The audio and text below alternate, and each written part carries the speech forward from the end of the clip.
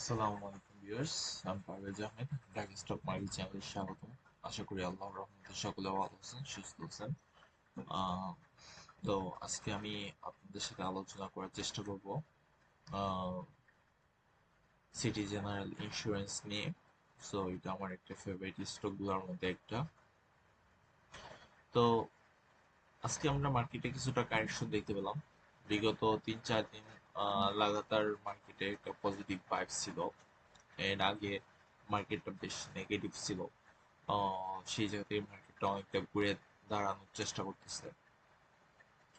আহ, এখন স্পেশালি যদি আমি এই স্টকটা নিয়ে আলোচনা করি, তাহলে আমি একটু লং টার্মে আপনাদেরকে দেখানোর চেষ্টা করব। যদি উইকলি বেসে আমি যাই, উইকলি বেসে যাওয়ার পরে দেখা যাবে যে এই স্টকটার সর্বনিম্ন প্রাইস যদি আমি বিগত 2-3 বছরের মধ্যে দেখি, সে 26 টাকা, 27 টাকা বা 26 টাকা, 30 টাকার মধ্যে ছিল।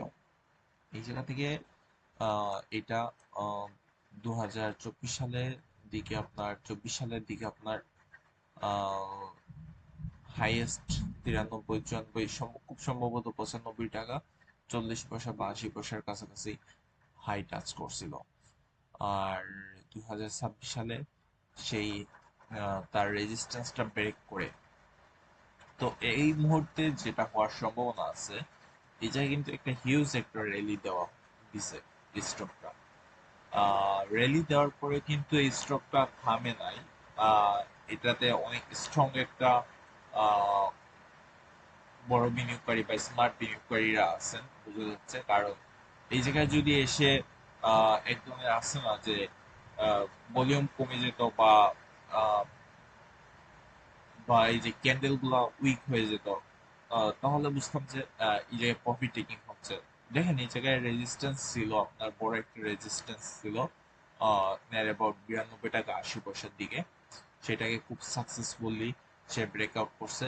দ্যাটস মিন মার্কেট এখান থেকে আরো উপরে যাওয়ার সম্ভাবনা আছে। নয়তোবা মার্কেট কারেকশনের ফলে সে আবার 92 টাকা 80 পয়সাকে টাচ করার সম্ভাবনা আছে। যদি এটাকে টাচ না করে, আহ, যদি এটাকে টাচ করে, তাহলে এইটুকু আমরা স্টপ লস নেওয়ার মতো রাখতে পারি, 92 টাকাকে স্টপ লস হিসাবে রাখতে পারি।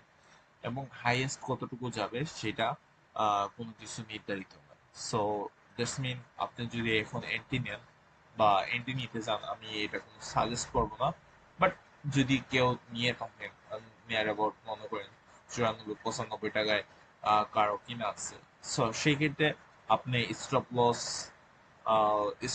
92 টাকায় নিতে পারেন। বা আপনি মনে করেন 50 টাকায় কিনছেন, এখন 100 টাকার কাছাকাছি চলে গেছে, ডাবল প্রফিট। এখন আপনি প্রফিট টেক করবেন নাকি আহ, আরো অপরচুনিটি খুঁজবেন? সো সেই ক্ষেত্রে আপনি অপরচুনিটির জন্য আপনি 4-5 টাকা আপনি লস বা স্টপ লস নিতেই পারেন, ঠিক আছে, বর্তমান প্রাইস থেকে। সো দেখা যেতে পারে যে আপনি 5 টাকা স্টপ লসের জন্য আরো 15 টাকা বা 20 টাকা আরো প্রফিটে চলে গেলেন। সো এরকম কিছু হওয়ার সম্ভাবনা আছে। যদি আমি দেখার চেষ্টা করি, এটা নেওয়ার উপর 27 টাকা ছিল, 27 টাকা থেকে উপরের দিকে যায়। উপরের দিকে যাওয়ার পরে এই জায়গায় দীর্ঘ একটা কনসলিডেশনে ছিল। সেখান থেকে ব্রেক করে আবার তার হাইটা তৈরি করে।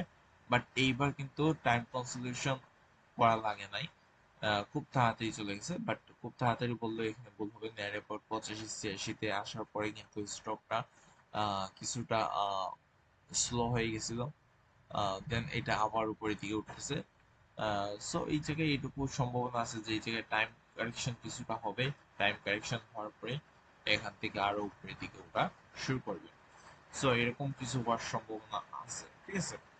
আম, যদি এমনিতে আমি বলি, সিটি জেনারেল ইন্স্যুরেন্স,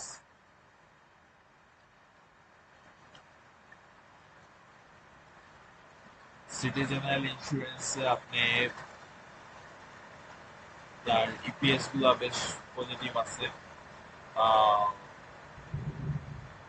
ইনস্টিটিউশনের কাছ থেকে কিছুটা পাবলিকের কাছে চলে এসেছে, এটা একটা খারাপ দিক। বাট ওভারঅল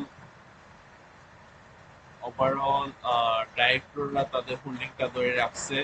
ইনস্টিটিউশন অনেকটা বাড়ে কমে, Public holding were about